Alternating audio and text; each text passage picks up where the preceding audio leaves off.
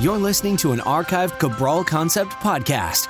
After listening to this show, check out the most up-to-date podcasts available at stephencabral.com/podcasts or search directly on iTunes. And now, welcome to the Cabral Concept, where board-certified naturopath and integrative health practitioner Dr. Stephen Cabral shares how he was diagnosed at the age of 17 with a life-altering illness and given no hope for recovery. It was only after studying and traveling all over the world did he discover how to combine ancient Ayurvedic healing practices with state-of-the-art naturopathic and functional medicine to fully rebalance the body and re-energize it with life. It's time to discover how to get well, lose weight, and finally feel alive again. And now, here's your host, Dr. Stephen Cabral. Thanks so much for tuning into a second Cabral HouseCall. Yesterday, we answered so many questions from the community. I think we got through about 10 or 12 of them. Check that out at stephencabral.com/953. And today's show notes page will be stephencabral.com/954. You'll be able to see all of the questions in full there. So feel free to follow along on that page as we're going through today's podcast. And as always, really do appreciate you taking the time out of your day to tune into these shows, especially the weekend Cabral House Calls, because anything goes. Really, yesterday we had questions on skincare, acne scarring. We talked about how to find the best types of nutritional supplements. We talked about Hashimoto's versus just low thyroid. We talked about pandas, bacterial-based overgrowth in kids. We talked about daily detox, low estrogen. So many questions came up. Gout, like literally, you name it, it came up. So check that out. That was yesterday's show, stephencabral.com/953. And as always, try to check out the whole show on the weekends, not just, the questions that pertain to you. And the reason is you're guaranteed in life to come across someone who's dealing with a health issue. And if you've heard about it before, you'll be able to point them to that specific podcast or share the information that you learned about it. And even feel free to take credit for it. I don't mind at all. So thanks so much for tuning in. And now let's get right into today's questions. All right. First question's coming in from Anonymous. Curious on your thoughts about iron levels. I don't recall hearing you talk about this on a podcast. A few months ago, I thought I had mono, classic symptoms, though I didn't check my blood work. Started taking iron and felt much better. My doctor said I was most likely anemic as I was vegetarian at the time. What are your thoughts on iron levels as it relates to mood, energy, etc.? All right. Well, we are 954. That's today's podcast. 954 podcasts in. I have spoken about iron before, and I've talked about the best ways to get iron. As always, just go to stephencabral.com/podcast. And when you go to that page, there's a search bar. I'm going to go to it right now with you and see how many pull up when I type in iron. So when you do that, you can there's a search bar on the page because remember, there's 954 podcasts. But if we do in quotations, you have to do it in quotations for your keyword because then it will pull up only what you want, like with that word iron. And we'll go to, we have a bunch of podcasts on iron. So what we need to do is narrow it down. And I'll go to iron foods. And you can also type in anemia, and that comes up with a bunch of podcasts. All right, high iron foods, that's 174. So you'll be able to find all the podcasts you want by simply using that search bar. So I've also talked about this on the blood work labs that you should request from your doctor. That wasn't too long ago either. And on that podcast, I told you to request total iron binding capacity as well as ferritin levels. And of course, what's called a complete blood count to look at your red blood cell oxygenation. So these are all things that you should be testing on at least an annual basis with your PCP or through the company that I've been recommending, Life Extension. So feel free to check that out. And absolutely, you can then heal your iron-based issues through natural iron supplementation as well as good food as well. All right. Vivian's up next. I'm going to remove your last name, Vivian, and we will go over your question. After listening to your podcast on the signs of coming disease, I got really concerned because my husband showed a diagonal crease on his lobe. His mom passed at age 60 from heart disease, and after that, he did a 2011 full scan. I told him about the podcast and forced him to do it over. We just got a call from his doctor saying that he had early stages of heart disease, that one of the markers came in 2011, came as 0, and now it's a 4, and his red blood cells are showing them being sticky. Since I met him 2 years ago, he's changed his diet completely. I thought him now to eat well. He finished the Dr. Ball detox. What are your recommendations?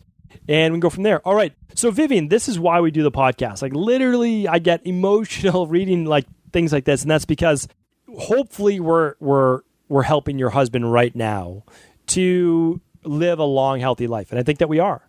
So here's what we want to do. We want to figure out all the reasons why he could have health-based issues. So on a genetic test, we can look at his ApoE genotype. He could maybe even run that with his PCP. But we can also do something called the omega-3 test. That's the number one test that I recommend for your husband. After that, I would recommend the hair tissue mineral analysis to look at mineral levels. He might need far more magnesium. He might need to get rid of heavy metals such as aluminum, which are causing inflammation in the arteries. So even if he could maintain with a Dr. Cabral daily protocol, and he could run the omega-3, and he could also run the hair tissue mineral analysis, ideally I would like him to run the adrenal hormone as well. But even if he can only do the first two, then I think we could do remarkable things without a doubt. So thank you so much for writing in. I would love him to continue on with the Dr. Cabral daily protocol, a vegan-based lunch, and then he can have a paleo-based dinner. I would love him to listen to the Foundation for All Diets. I would love him to follow more of a Mediterranean-based diet. I would like him to be at least 70 to 80% plant-based. I would like him to keep his fat below 30%. Like all of these things that we talk about in the blue zones that might not always be the right recommendation. I mean, they'll never be the wrong recommendation, really. But some people might not need to follow it. But you know what? Err on the side of health, right? Err on the side of health. Some people might be able to do 70% of their diet from fat, right? And it might be saturated fat. And maybe they'll live a long, healthy life. Good for them. But the majority of the world will not, right? So let's stick with what the majority of the world will do great at unless we can run customized tests to figure out exactly what to do for your husband. Vivian, thank you so much for writing in. Suzanne's up next. I'm going to get rid of your last name too, Suzanne, so we just keep it to the first name. Hello, Stephen. Thank you for all the wonderful work you're doing in the healing world. My question involves a few different types of sicknesses that I've accumulated over the last year. I was diagnosed with Epstein-Barr. I relapsed with that. I had it in my teenage years when I was 25. I suffer from chronic sore throat, muscle fatigue, muscle aches, peeling fingers and toes, changing a huge amount of my lifestyle and stress. Let's see what else is going on. Side note, I've traveled a lot, got bitten by a tick in Nepal. I've been on too many antibiotics. All right, honestly, I don't even need to go on with the question. And that's because I've seen this hundreds of times. What happens is this. When we take these antibiotics for a lot of people, just like I did myself, they're antibacterials. The mitochondria in our side of our cells, there are hundreds of them, sometimes even 1,000 inside each cell. We have 40 trillion cells, okay? Different levels, varying levels of mitochondria. The mitochondria are considered the powerhouses of the cell. They produce energy. They produce energy with oxygen. They also produce energy with glucose. They're meant to do both. When we take antibiotics for a lot of people, many people, it starts to destroy the mitochondria inside of the cell. It begins to increase intestinal permeability. It throws off our immune system. It causes higher levels of inflammation. Combine that with lower levels of mitochondria, what do we have?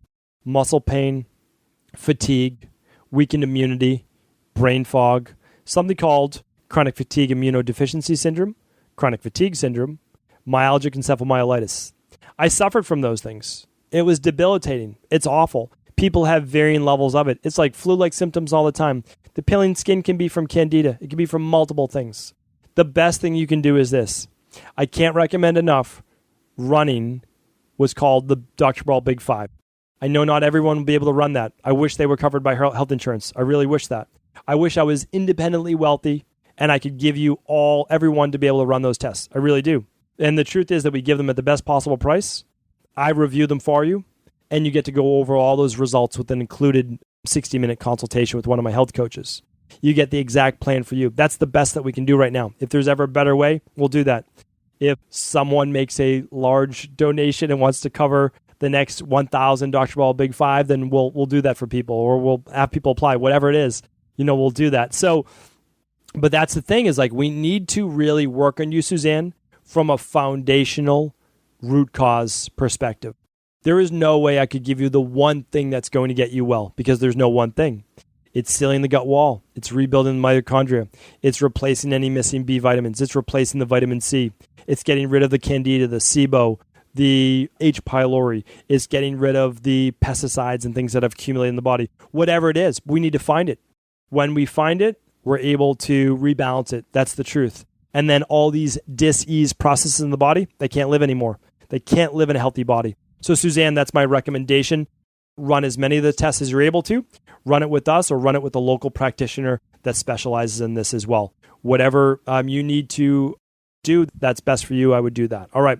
Elizabeth's up next. Hi, Dr. Ball. I don't think you have done a podcast on this, but I was wondering if you can do anything specifically to recommend for PMLE. All right, it's a long question, so let me go through the whole of it. The PMLE type reaction I have is relatively minor. Last summer on vacation, I had a minor reaction in my arms and legs. Only had in my hands and feet and knees, partially in my collarbone. If I remain out in the sun when it does, although using more sunscreen does not help. Let's see. I did contact your support earlier, but they directed me to the Ask Cabral. Hopefully this may help others as well. All right, so PMLE stands for polymorphous light eruption. And what happens is it happens during exposure to sunlight. So I've seen this actually quite a bit. What I've typically seen it is a rash-like occurrence when the body gets an overall higher inflammatory histamine-based reaction. The way that we've actually helped people with this in the past is by going on an elimination diet, typically from dairy and gluten. But what we usually do first is run the organic acids test. We run a hair tissue mineral analysis. Those are the number two. Those are 1 and 2. And then after that, if they don't believe they might have any food sensitivities, we run the food sensitivity test just to check, okay? Those are my main ones. We seal up the gut wall. We do an allergy-based protocol.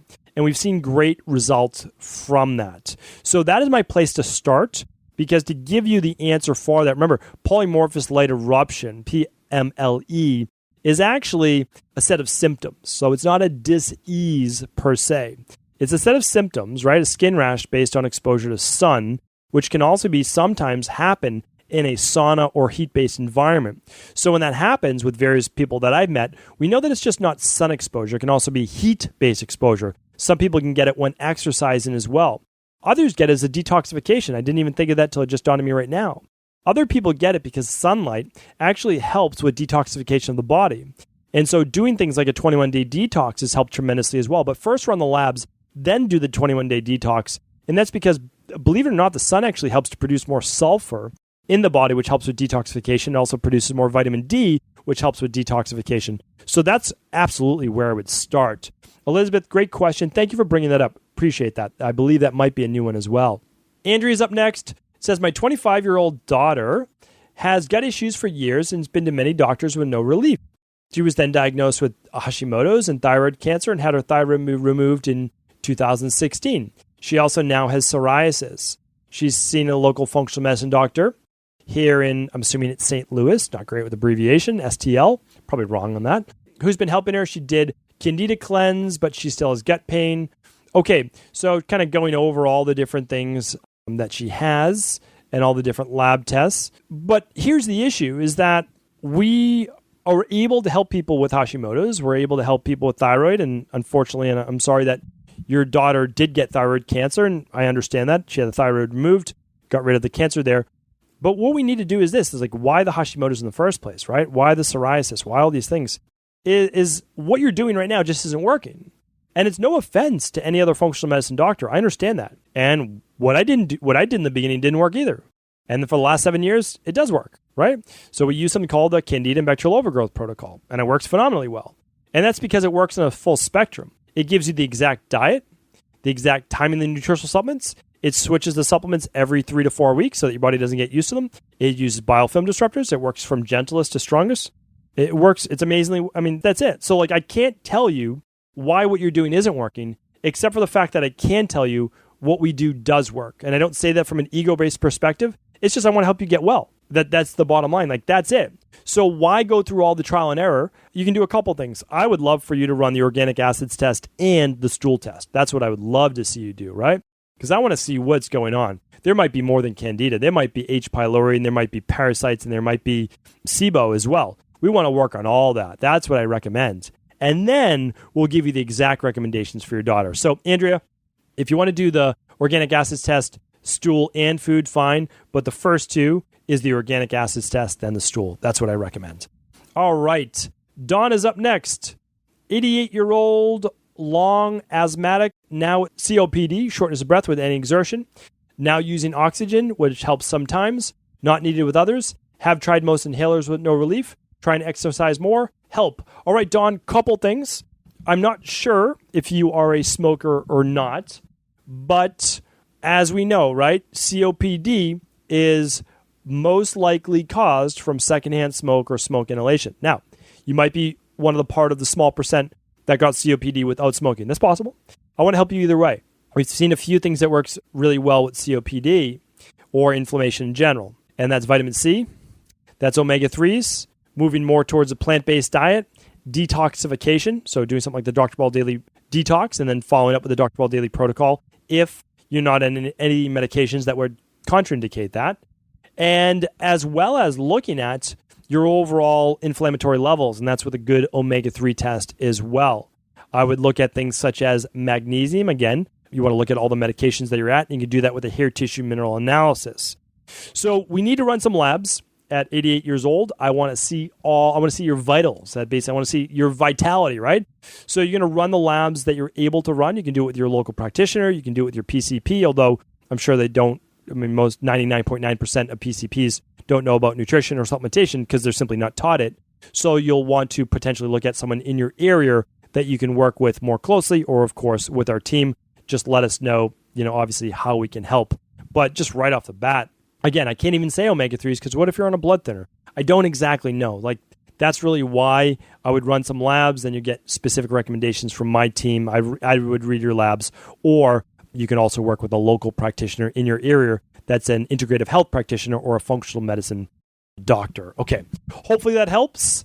Justin's up next. I'm a current college student, and I'm on a tight budget. My health is my priority, but I'm also on a budget. My money basically goes towards school, food, and supplements. I was wondering if you had some tips on what to prioritize my spending on in terms of food and supplements specifically. Do you have any recommendations on staple foods and essential supplements? Thanks. Justin, you sound like me back in college. That's literally my money went to school, books, food, and supplements. That was literally it as I was trying to get well. And one way that and this is not my recommendation for you, Justin, but I actually then started sharing books with other students in my class because books are the biggest ripoff and robbery in college. You're telling me a textbook needs to be $400? Really? A textbook needs to be $400? I'm getting all choked up just even trying to say that. And it's absurd. That is literally stealing money from college students. It's ridiculous. It doesn't cost $400 to print a textbook. It might cost maybe $20 for a thick textbook. That's it.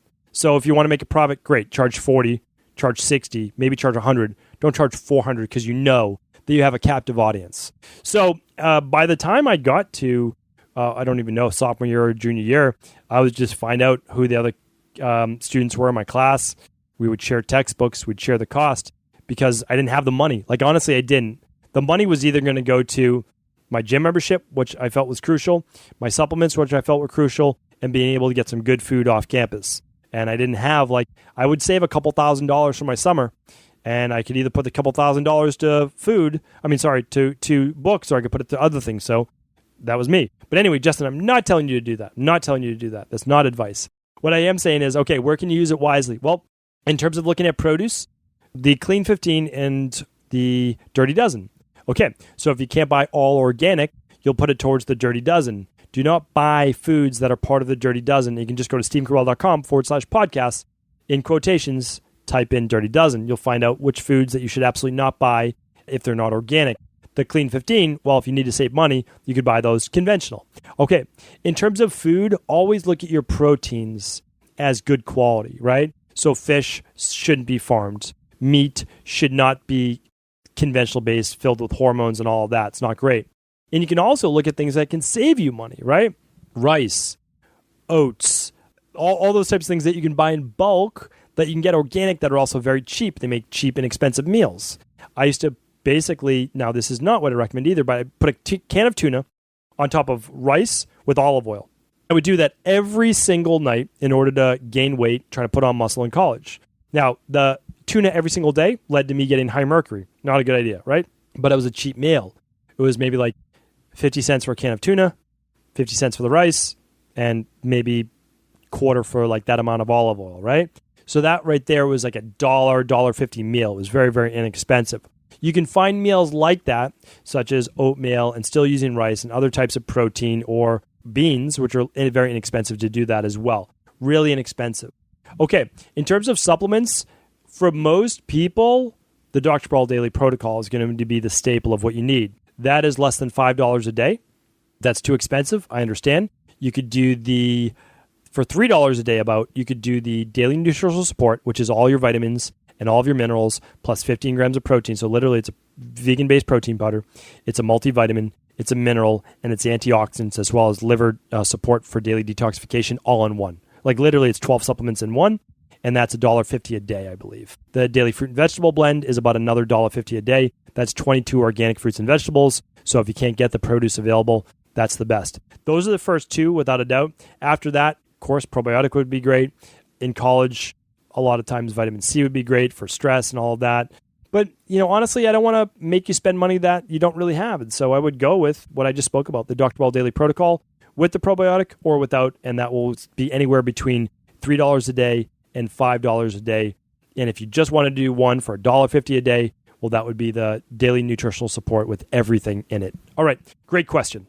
Okay, the last question of the day is from Carlos. Carlos is asking, I was diagnosed with H. pylori in January and went through triple therapy in February. I'm still experiencing symptoms and I want to take Healthy Belly to help eradicate it. H. pylori for good. What changes in diet should I make? According to Gastro, I'm suffering from dyspepsia due to H. pylori. Okay, so you have a couple things going on. You have inflammation as well as poor digestive function now because of the H. pylori.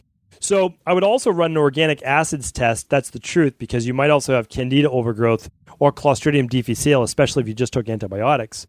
So on my previous podcast, I just gave the H. pylori protocol. Please go to stephencabral.com/podcast. Just type in H. pylori in quotations, because we don't just use Healthy Belly. Healthy Belly is part of it. We use that as part of the candida protocol. For a big case of H. pylori, and again, we can't give medical advice because we don't give medical advice. As naturopaths and as integrative health practitioners, what we do is we work on rebalancing the body. We don't treat disease, right? We help people get healthy. We help the body heal itself.